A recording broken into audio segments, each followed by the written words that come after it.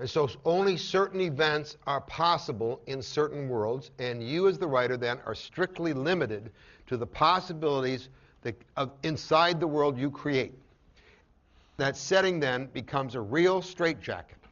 Only certain events are possible or probable within certain worlds, and you are limited to that.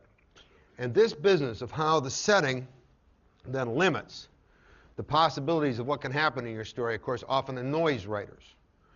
Because writers, like all artists I would imagine, wish to be free. They don't like the idea of limitation. They want to be free to do anything that they want. But of course, the desire to be free as an artist is one of the most suicidal notions you can have. You do not wish to be free. What you wish is to impose upon yourself creative limitations. And the setting is the first level of creative limitation. Only certain things are possible and are probable in certain worlds, and that strict limitation of what can happen in that particular world will, rather than inhibit you, it will inspire you, I promise, to write beyond yourself. But as I said, writers resent this. They nonetheless, I can point out the principle of creative limitation. I think they want blue in the face, but still, emotionally, they just don't like this business of being limited. And you'd be amazed at how writers will try to wangle out of that. I've had this experience more than once. Project's in trouble at a studio. They've got a lot of money invested in the script. They don't want to abandon it. And so they'll send the writer to me. And so I'm sure you know that, I'm a story doctor in Los Angeles, although as I've told many producers, yes, I am a story doctor, but I cannot resurrect the dead. They'll send me this writer, and we sit down. Yes, okay, let's get to work. What's the setting of the story? The writer says, America. I said, well, that's a little grand. Any particular place you got in mind here in America? I said, Bob, don't matter. This here is an intrinsically American story. We can set this anywhere we want.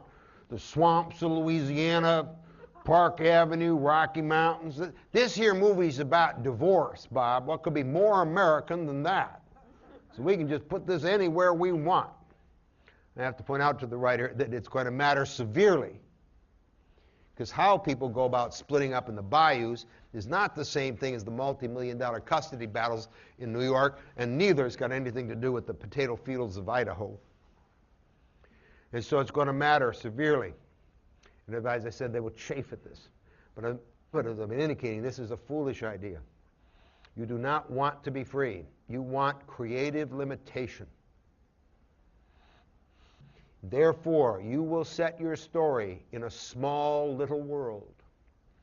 Because all stories do. All stories take place in a small, little, contained, limited world. No matter how grand they may seem, when you look carefully at the writing, you realize it's always a small little world.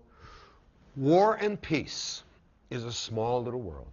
It's the story of two interrelated Russian families, maybe 6, 8 principal characters, played out against a landscape of all of Europe in turmoil, but it's a small little world motoring across that landscape. Crime and Punishment is microscopic. Dr. Strangelove, you know Dr. Strangelove? Is a small little world. It's only 3 sets. It's the office of General Jack D. Ripper on the Sac Air Force Base, the war room of the Pentagon. Remember all those wonderful scenes? You can't fight in here. It's the war room. And the Flying Fortress heading to Russia. 3 sets, 10 principal characters. It implies the end of civilization as we know it today, as the doomsday machine goes off, and all of those mushroom clouds. As Vera Lynn sings, we'll meet again, don't know where, don't know when. It brings us the end of civilization as we know it today. But it's a small, little world, as all stories must be. The world of a story must be small enough that the mind of a single artist can come to understand that world in the depth and breadth of knowledge and detail that God knows this world. My mother, to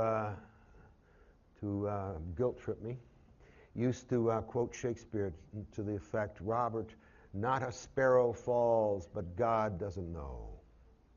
You can't get away with anything.